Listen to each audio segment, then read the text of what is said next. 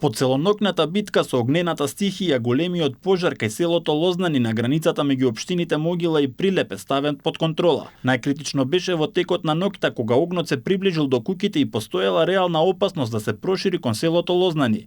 Пожарникарите со часови ги бранеа домовите и спречуваа пламените јазици да стигнат до населеното место.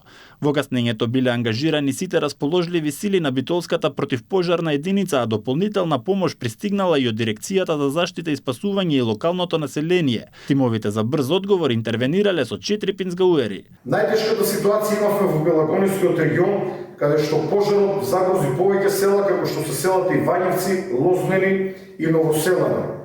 Во доседе попладнени часови лично пристигнав во селото Лознени.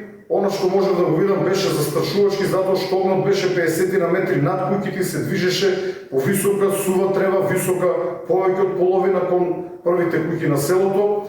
Веднаш побарав поддршка од тимови со 4 пинцгауери на дирекцијата за заштита и спасување.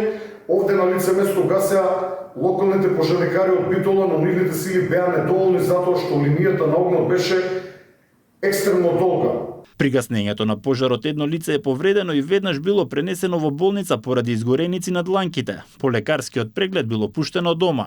За да помогне да се спаси селото, 34 годишниот Александар Чепиговски од битолското село Ивањевци со трактор влегол директно во огнената линија. Порајки низ пожарот успеал да изгасне голем дел од него, кој загрозуваше еден дел од куќите во Лознани.